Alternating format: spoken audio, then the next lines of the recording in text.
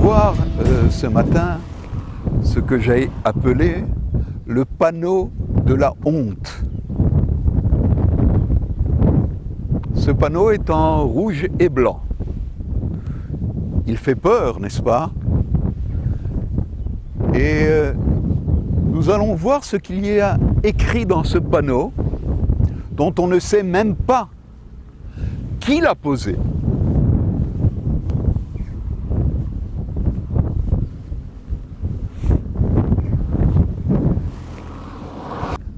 Ce panneau est trilingue. Hébreu, arabe, anglais. Alors je vais vous traduire en français. Voilà, je vais d'abord le lire en anglais, avec mon mauvais anglais, ensuite vous le traduire en français. This road leads to Area E. Under the Palestinian Authority, the entrance for Israeli citizens is forbidden. Dangerous to your life and is against the Israeli law.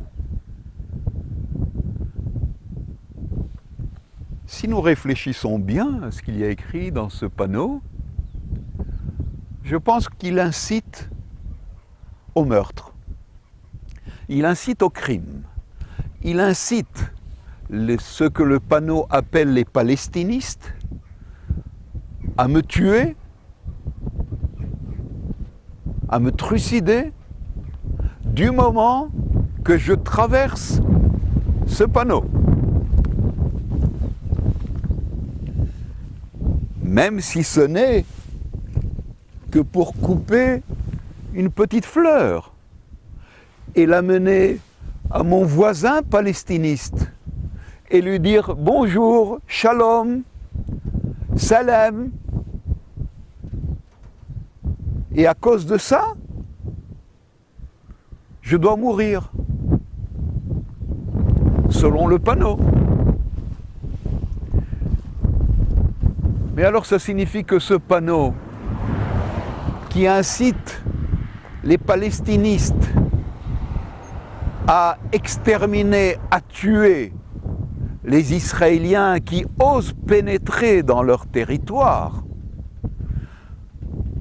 cela signifie que non seulement c'est une incitation au meurtre des Israéliens, mais il y a ici un message politique, idéologique,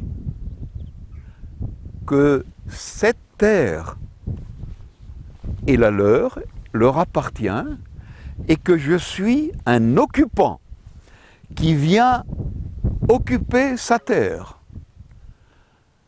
Mais par contre, le contraire n'est pas vrai, parce que ce panneau n'est pas dirigé, il n'y a pas un deuxième panneau dirigé vers les palestinistes pour leur dire si vous traversez ce panneau, tout Israélien peut vous tuer.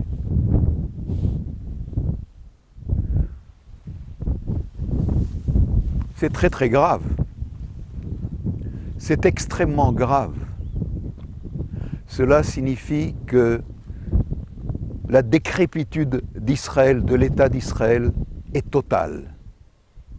Cela signifie que l'État d'Israël a trahi toutes les valeurs du mouvement hébreu de libération, qui a voulu libérer non seulement le peuple hébreu de par son retour sur la terre de ses ancêtres, mais aussi libérer les populations qui ont été opprimées par le colonialiste arabo-musulman qui a occupé la terre des Hébreux au 7e siècle. Parce que la moitié des habitants qui sont considérés comme palestinistes, ou ce que les Européens appellent palestiniens, de façon erronée, sont en fait des Hébreux, des descendants d'Hébreux qui ont été forcés de s'arabiser et de s'islamiser par l'occupant, le conquérant arabo-islamiste. Il y a donc ici deux trahisons. Une trahison envers le peuple israélien,